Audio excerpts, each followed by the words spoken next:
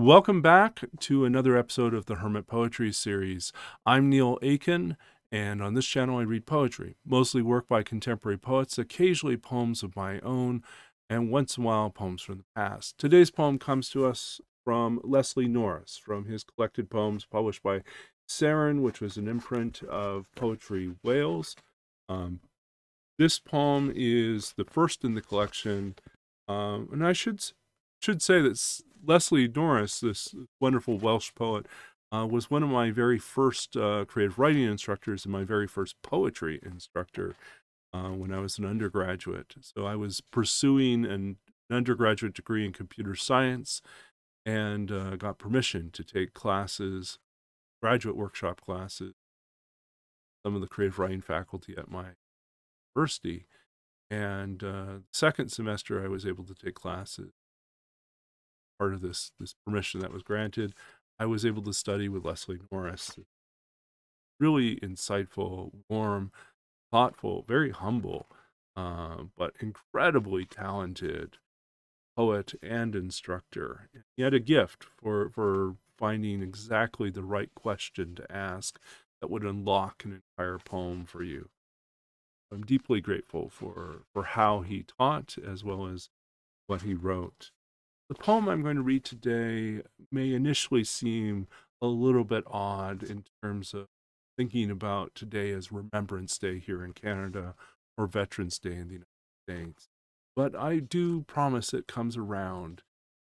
The poem is from Leslie Norris as someone who lived through the Second World War and watched many of his peers not return.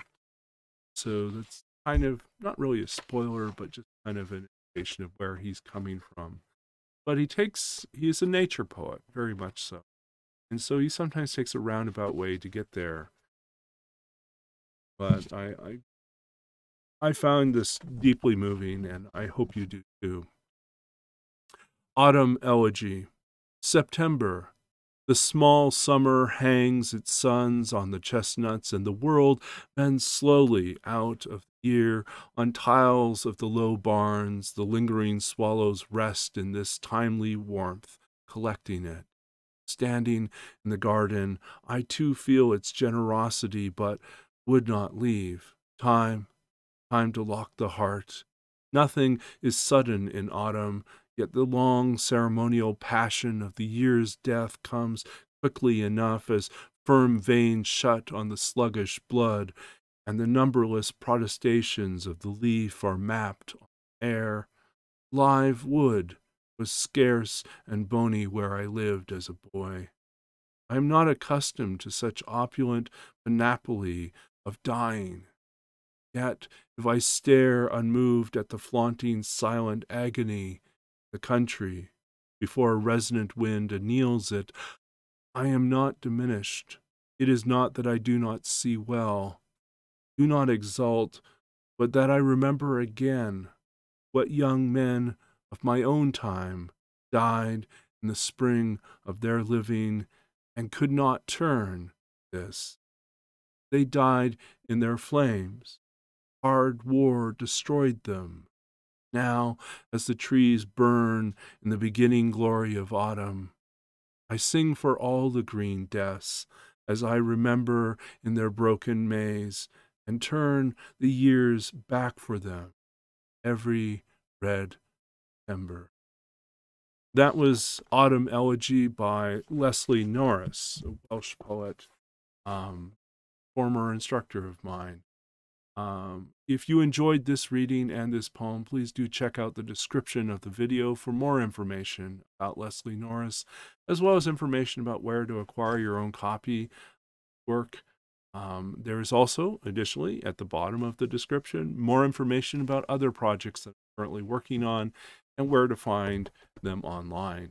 I'm grateful for all of you for being part of this series.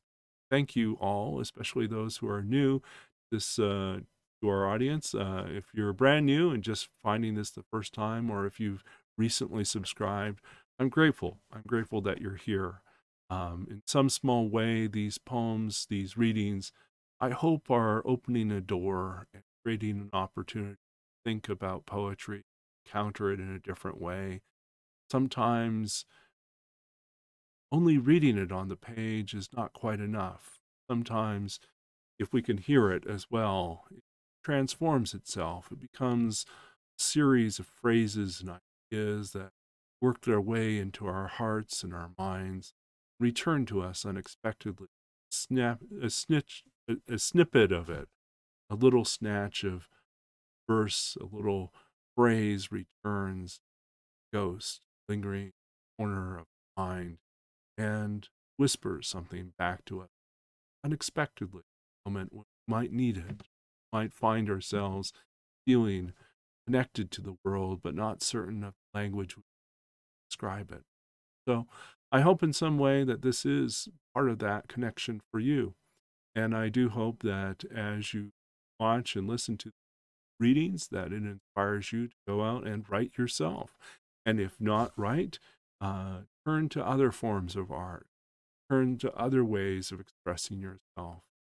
There is a great beauty, power, sharing our language and our imagination with others. It builds those bridges, connects us together, and I believe absolutely vital for our society, our community, our neighborhoods, our families function. And so here's to poetry, and here's to you and your part in that, whether you work with words, work with images, some way you're creating something that allows other people to experience the world and each other anew. If you like this series, please consider subscribing to the channel, hitting the bell icon, liking these videos, or commenting below, or sharing these videos on social media. All that's great. My hope is that in some way that each encounter with these videos is going to inspire someone else to check out this poet, or to explore this book, or to turn to their own writing again and feel a desire to communicate, to express themselves more. If you have suggestions or poems or poets you'd like to recommend, please do reach out. You can comment below. You can send me an email. All that's fine. And I'd love to hear what your responses are, things that you would like to see more of, or just things that you're liking about this. So until next time, stay safe and well. Keep reading, keep writing, keep being engaged with the world, however you choose to engage. Finding joy in that process, whatever your creative process. I'm Neil Aitken. This is the Hermit Poetry Series, and we'll be back again soon, every Tuesday, Thursday, and Sunday, with new poetry and new. Till then, stay safe and well. Back, or you know it, and we'll see you then.